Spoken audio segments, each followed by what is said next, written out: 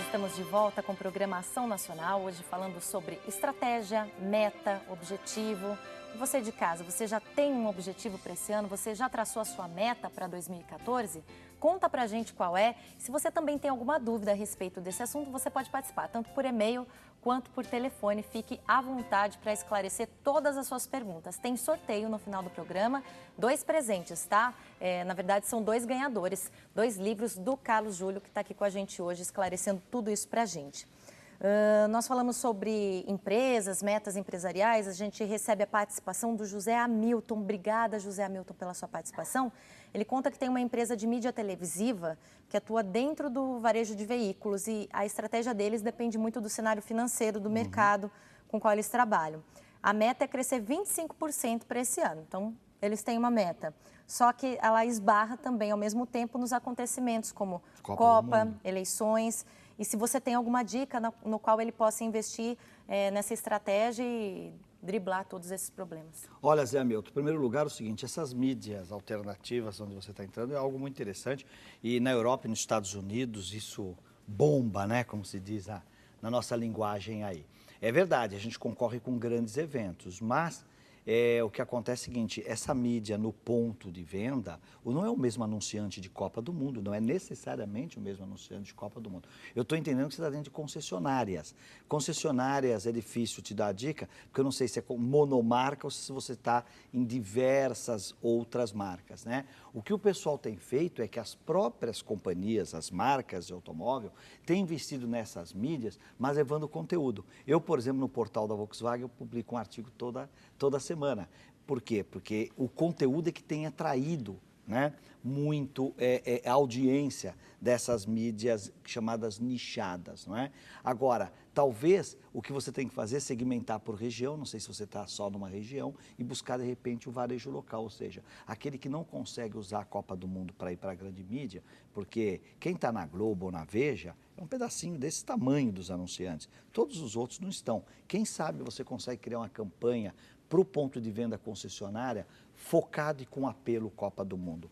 Talvez é isso que eu posso te dizer assim de bate e pronto. Mas se quiser conversar mais, entra lá no meu site, carlosjulio.com.br. Se você clicar lá em contato ou atendimento, cai na minha máquina e a gente conversa um pouco, tá bom? Eu vou aproveitar, o Júnior de Feira de Santana, Bahia, participa com a gente. Obrigada, Júnior.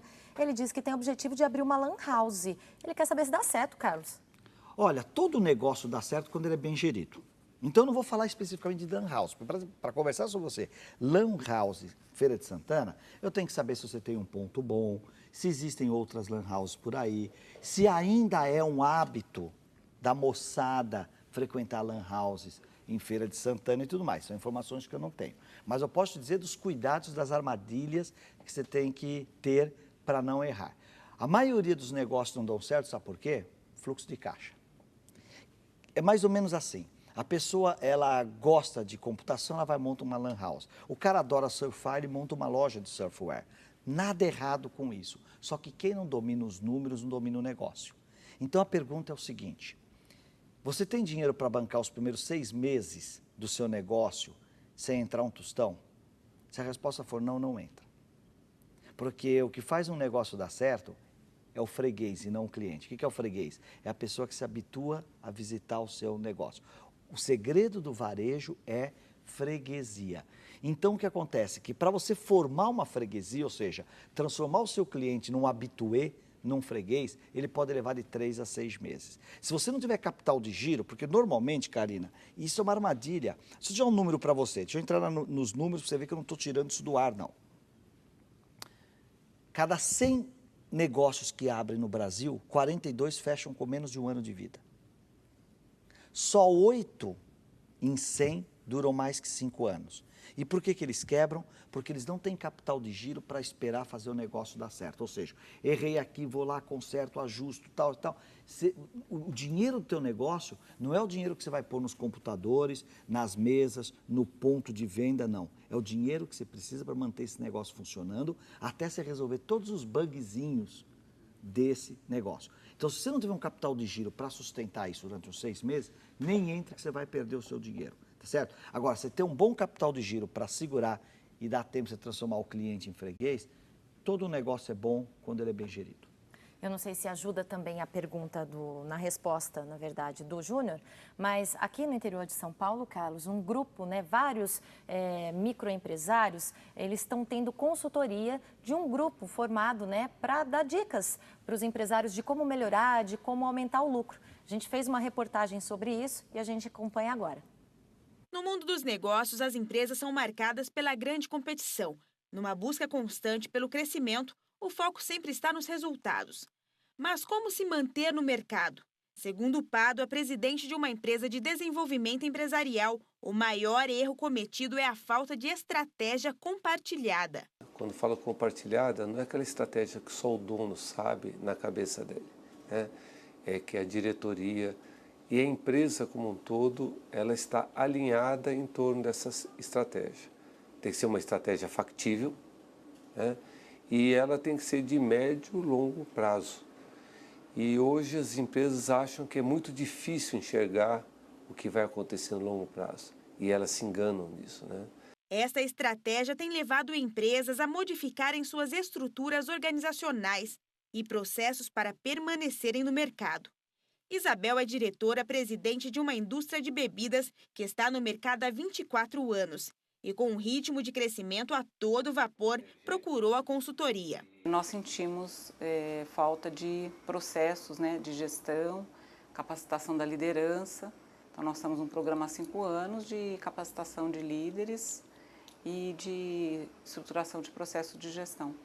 Planejamento e estratégia são maneiras de pensar no futuro. A empresa passa por processos decisivos com o objetivo de obter bons resultados. Um dos fatores é o alinhamento organizacional. Isso leva as empresas a estarem mais bem, a estrutura alinhada, todo mundo sabendo qual é o norte, para onde deve ir, ter os seus indicadores, enxergar o que está acontecendo na empresa, né? Se ela está sendo bem gerida, se a estratégia definida foi adequada. Então, são esses ingredientes que levam a empresa ao sucesso, além, é claro, do desenvolvimento do capital humano, né? Toda a gestão, ela tem mais clareza, tanto para nós, né, quanto para os próprios gestores e líderes. Então, eles compartilham, né, desde a estratégia, né, até conhecimento de resultados, né, alteração dos processos. Então, eles têm realmente toda uma influência, né, no processo de gestão da empresa. Para a Pádua, é fundamental elaborar um planejamento estratégico amplo e sustentável que vai trazer vantagens competitivas para a organização. E Isabel está feliz com os resultados. O fato de conseguir enxergar com mais clareza, né, as fraquezas e os caminhos, né, a percorrer e os ajustes a serem feitos, né? Então, isso traz para o acionista uma tranquilidade na trajetória. Carlos, o Pádua falou uma coisa relacionada ao que a gente está dizendo aqui agora, mas que nós não citamos ainda, da gente compartilhar aquilo que a gente está pensando. O gestor dividir isso com outros funcionários ou com outros gestores, com outros sócios, a estratégia que ele tem, a meta que ele quer, onde ele quer chegar. Qual que é a importância disso e como a gente traz para a nossa vida isso? Disso com muita propriedade, nós começamos, talvez por um viés das perguntas, falar muito mais de estratégia de questões mais pessoais e pequenos negócios e tudo mais. Mas é claro, quando você tem uma organização maior ou com maior número de pessoas, a estratégia que não é, como disse, muito bem colocado aí o consultor, se ela não for cascateada, se ela não descer em toda a organização, para que todos saibam qual é o seu papel nesse caminho que é a estratégia, porque a estratégia nada mais é que o caminho para se entregar o resultado, o caminho para entregar a meta, o caminho para entregar os seus objetivos empresariais. Então, se eu não compartilhar, como ele disse, quais são as metas e como chegar e fazer, como ele disse, o acompanhamento com uma série de indicadores que a gente chama de KPIs, para saber se a gente está caminhando no sentido daqueles objetivos, você perde o controle da organização. Na verdade, os grandes gurus de estratégia, Hammer, Porter, Prahalad, dentre outros, todos eles colocam que comunicação é um dos fatores que mais afetam a não entrega da estratégia. Agora, atenção, não é falta de comunicação, e sim como é feita essa comunicação. Porque no chão de fábrica, a coisa tem que ser muito mais simples. Talvez a empresa que consegue individualizar, né, para cada um dos seus funcionários, seus colaboradores, qual é o seu papel, né, nesse processo, nessas rotinas, para nos ajudar a entregar a meta, simplifica muito. Porque, na verdade, na área de vendas é fácil. Você dá uma cota de vendas para cada vendedor, para cada regional, e eles vão em busca daquele resultado. Mas, muitas vezes, a gente tem mais dificuldade em áreas não tão fáceis de quantificar, explicar como é que ele contribui para entregar essa estratégia. Então, comunicação mas quero dizer uma coisa para você e quero dizer também para o colega Pádua e também para a empresária que diz o seguinte, esse não é o principal fator, comunicação. O principal fator para as estratégias não funcionarem é que a gente decide uma coisa e acaba fazendo outra, é disciplina. Tem um estudo do Jim Collins, que é outro guru dessa área, que ele mostra o seguinte, que as empresas que mais cresceram, dentre as grandes, são aquelas cujos seus gestores investem 5% do tempo definindo o que fazer, as metas, e 95% fazendo o que decidiram fazer.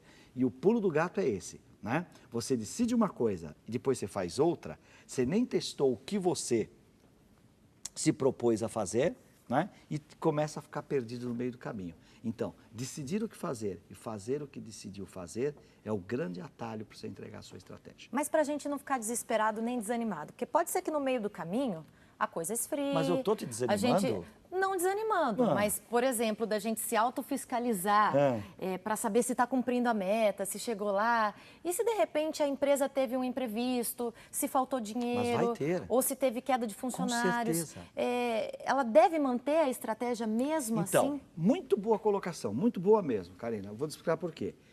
Se uma estratégia, um objetivo móvel, você mexer no teu objetivo, porque tem empresa que faz o seguinte, falou que quer fazer 100, de repente ele percebeu que 100 não dá, ele reduz para 80, isso é mediocridade. Você mexer um objetivo flexível é mediocridade, mas uma estratégia rígida é estupidez. Por quê? Porque você traça um caminho, mas você vai ter um monte de problemas no meio e até aceleradores. Então tem que tomar cuidado com a meta na hora de definir. Não, você tem a meta, você não mexe na meta. Aí, de repente, não estava previsto um novo concorrente. Você vai ter que dar um jeito de passar essa barreira. Mas também pode acontecer o seguinte, que um concorrente, de repente, quebrou ou parou de fabricar um produto que era teu concorrente. E, de repente, você vai andar mais rápido, tá certo? Então, na verdade, uma estratégia nunca deve ser rígida. Claro que ela também não pode ser totalmente flexível, que aí não é estratégia. Mas um objetivo flexível, aí é mediocridade. E esse é o jogo, né? O que eu quero e como é que eu vou fazendo as escolhas para chegar onde eu quero. Você aí de casa vá participando, tem muita dúvida chegando. Nós vamos para um rápido intervalo, então, e a gente volta respondendo todas essas dúvidas. Se você não participou, aproveita esse tempo, ainda dá tempo, tem sorteio no final do programa para você, tá? A gente volta daqui a pouquinho com a Ação Nacional.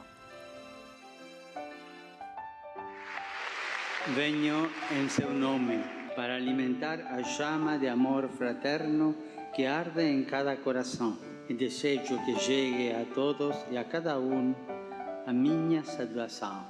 A paz de Cristo esteja com vocês.